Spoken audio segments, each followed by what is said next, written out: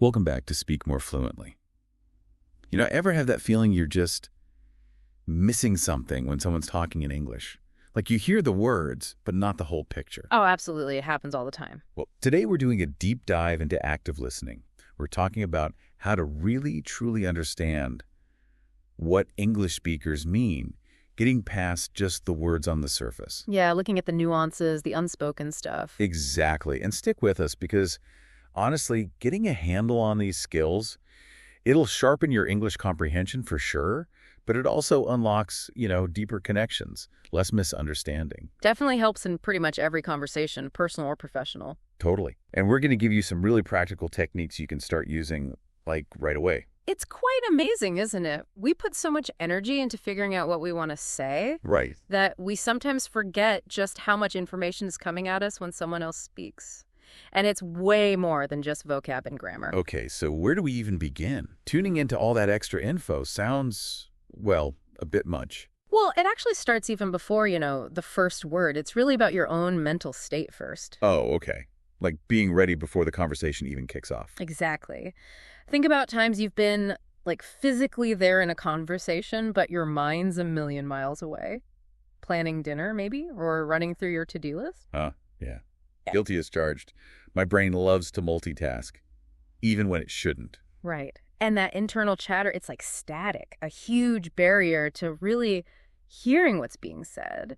So the first crucial step is to consciously try and quiet that down.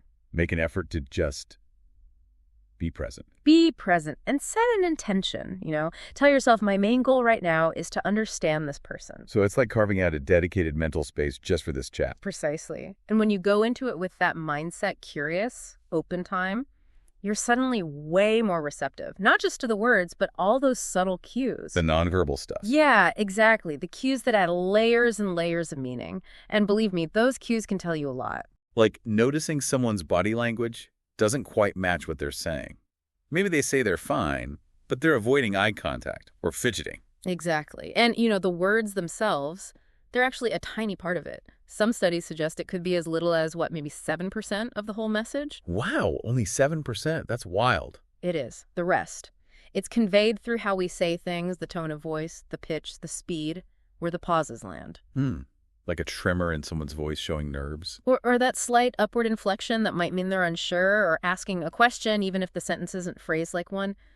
You gotta listen for that stuff. And then there's the whole visual side, body language, facial expressions. Huge. Absolutely. A little frown might mean confusion or worry. A real smile, it reaches the eyes, doesn't just stay around the mouth. Right. These nonverbal signals often paint a much clearer picture of what someone's really feeling, what their priorities are. Sometimes they even contradict the words. So it's like unlocking a hidden layer of the conversation. You got it. You're becoming a more attuned observer, basically. Okay, so we're paying more attention, noticing these verbal and nonverbal things. But how do we check if we're reading them right? Make sure we're not just projecting.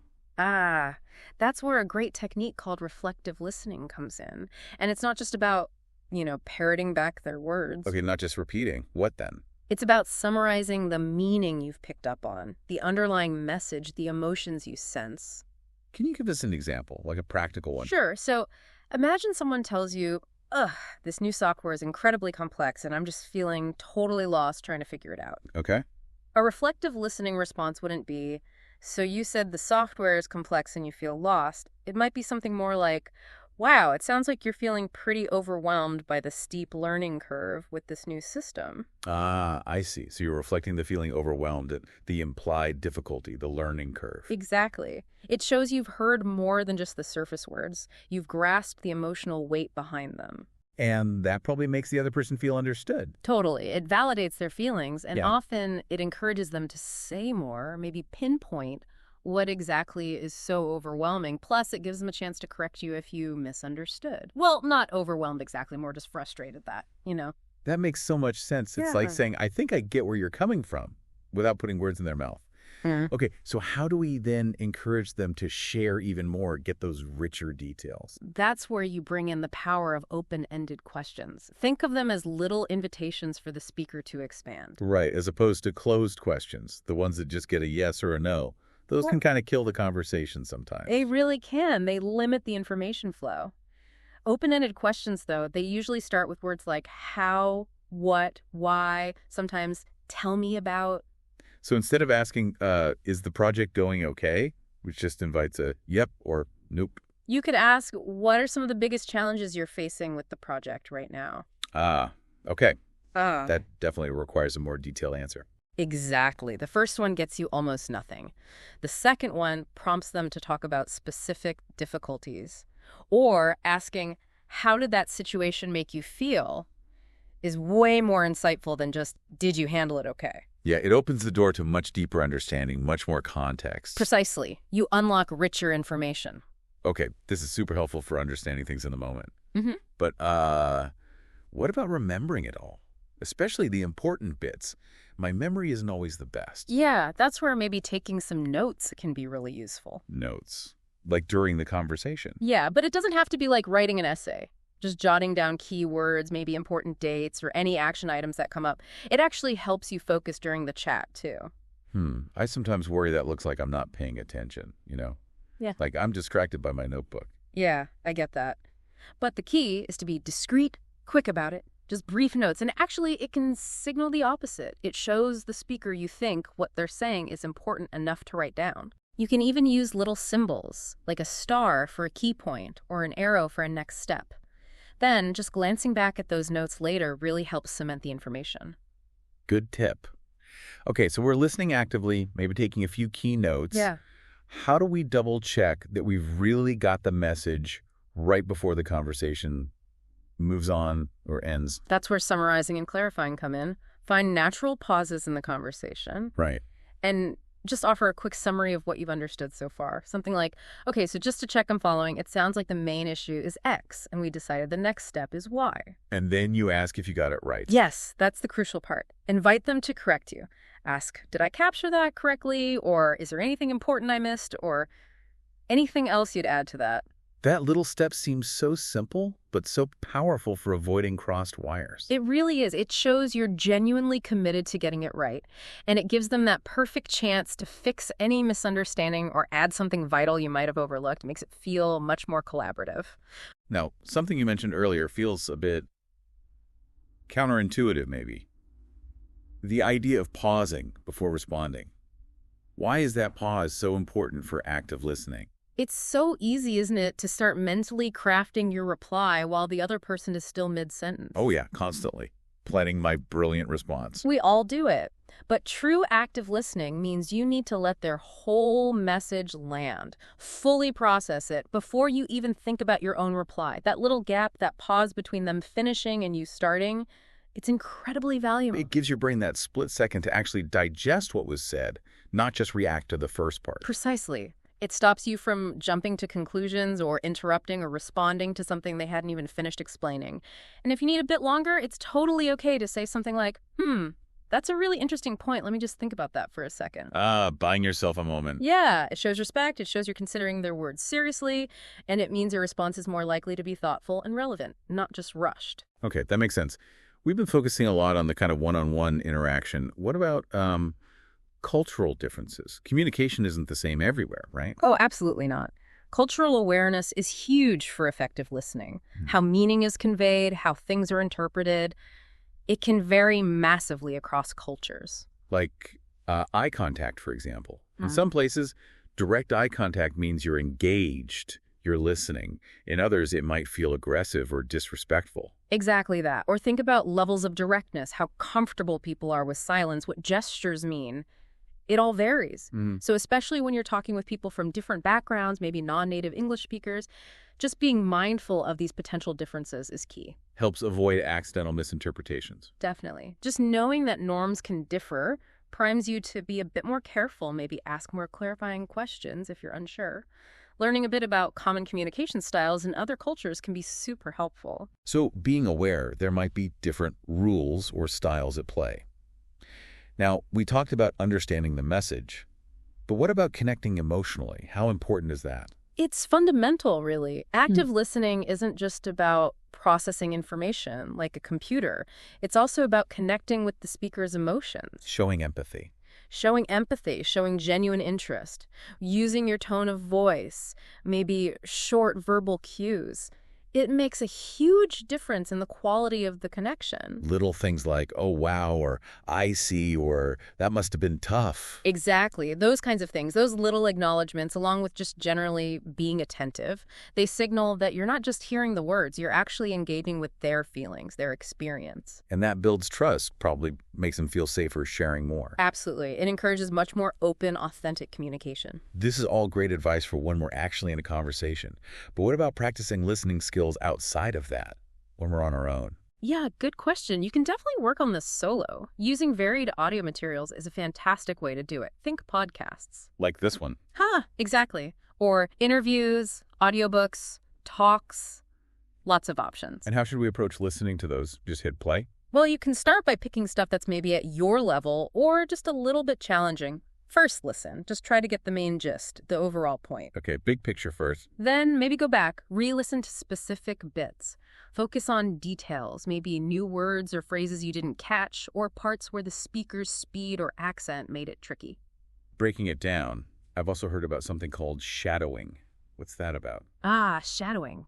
Yeah, it's a great technique. Basically, you listen to someone speaking, and you try to repeat what they're saying, almost at the same time, mimicking their pronunciation, rhythm, intonation. Wow, sounds challenging. It can be at first, but it's incredibly effective for improving your own pronunciation, getting a feel for the natural music of English, and even tuning your ear into the emotional tone of how things are said. You're actively engaging your mouth and ears together. Kind of like learning a song by singing along. Okay, so we've talked about during conversations and practicing with audio. What about after? Anything we should do once the listening part is over? Definitely. Taking just a few minutes to reflect is super valuable. After a conversation or after listening to something, just ask yourself, what did I understand easily? What parts were tricky? Did I pick up any new words or ways of saying things? Maybe keep a little note of that, like a listening journal. Exactly. A listening journal is a brilliant idea. Just jotting down those quick thoughts helps you notice patterns. I always struggle when people talk quickly about technical stuff, or I'm getting better at understanding different accents. That self-awareness helps you target where you need to focus. We mentioned empathy before, connecting emotionally. Can we dig into that just a bit more? Responding with empathy, why is it so central? Because it's really the heart of connection, isn't it? Empathy means you're not just understanding the facts, you're recognizing and, in a way, sharing the feeling behind them. When you respond empathetically, you're telling the speaker, I see you. I get what this feels like for you. It validates their experience. Completely. It shows you genuinely care about what they're sharing, not just the information itself. Can you give us maybe one or two more examples, different situations? Sure. Say someone's really frustrated because their computer keeps crashing right before a deadline, instead of just jumping to tech support mode. Which is my first instinct. Mine too sometimes. An empathetic response might be, oh man, that sounds incredibly stressful, especially with the deadline looming. You're acknowledging the stress first. Right, or if someone shares some great news, like they finally finished a huge project. Yeah. Instead of just, oh, good, you could say, with genuine energy, wow, that's fantastic news. You must feel such a huge sense of relief and accomplishment. So you're tuning into their likely emotion relief, pride, and reflecting that back. Exactly. You're putting yourself in their shoes and acknowledging that emotional reality. Okay, got it. Now, making all this happen consistently, it feels like a lot to remember. How can we make sure we're actually, developing these skills over time, not just trying it once? Setting specific goals is really helpful here. Measurable goals give you direction and keep you motivated. What would a good listening goal look like? Well, something concrete, like maybe you decide, okay, for the next week, in every English conversation I have, I'm going to consciously summarize what the other person said at least once. Okay, that's specific. Or this week, I'll listen to 2 podcast episodes and write down 3 new expressions I hear in each one. Things like that. Tangible actions you can track. It keeps you focused on actually improving. That makes sense. Now, all this focus on listening, being present, summarizing, does active listening mean we just become silent observers? Where does our own contribution fit in? That's a really important question. No, active listening absolutely does not mean just being quiet. It's not passive. It involves contributing in ways that show you're engaged and help the conversation flow naturally. So, asking those clarifying questions we talked about, Or maybe briefly sharing something related. Exactly. Throwing in a quick, relevant comment like, oh, that's interesting, it actually reminds me of, or asking a thoughtful question like, have you considered approaching it this way, shows you're processing and connecting with what they're saying. So it's about finding that balance, listening intently, but also offering well-timed, relevant input. Right. It shows collaboration, keeps the dialogue dynamic. It's a two-way street. Okay, one last area. Technology. We live in a tech world. How can we maybe use tech to help our listening skills, but, wisely, without becoming dependent on it? Yeah, tech can definitely be a tool. Think about language learning apps. Lots of them let you slow down audio recordings. That can be super helpful if you're struggling with fast speech or complex sentences. Okay, using it to dissect tricky parts. Right. Or browser extensions that show subtitles on videos, great for checking your understanding or catching specific words. Useful for analysis. Exactly. Use them as tools for analysis and practice. But, and this is the important bit, you have to remember that real conversations don't come with slow motion buttons or subtitles. Monitor. So the goal should always be to use these tools to build your skills, but then gradually wean yourself off them so you're strengthening your ability to understand English naturally, in real time, just as it comes. That makes perfect sense. Use them strategically, not as a crutch. Wow, this has been really illuminating. It's so clear that active listening is so much more than just, hearing. It's a really active, dynamic process. It absolutely is. And when you start consciously applying these ideas, preparing your mind, tuning into nonverbals, reflecting meaning, asking good questions, all of it, you really do transform listening from something passive into a truly engaging two-way exchange. So just to recap for everyone, we've covered a ton. Getting your mindset right, reading nonverbal cues, using reflective listening, asking those open-ended questions, the power of brief notes, summarizing and clarifying, pausing before you speak, navigating cultural differences, connecting emotionally, using audio practice, reflection, empathy, setting goals, balancing listening with speaking, and even using tech smartly. That's quite the toolkit. It is indeed, and the payoff is huge. Better understanding of English, definitely, but also stronger connections, more effective communication in basically every part of your life. Oh, this has been an incredibly valuable deep dive. Thank you. Now, for you listening, here's something to think about. The very next English conversation you have, pick just one of these techniques we talked about today. Maybe reflective listening, maybe pausing before you respond, maybe just really focusing on the nonverbals. Try consciously applying it and just notice the difference it makes. You might be really surprised by the deeper understanding you gain. Thanks so much for tuning in to Speak More Fluently.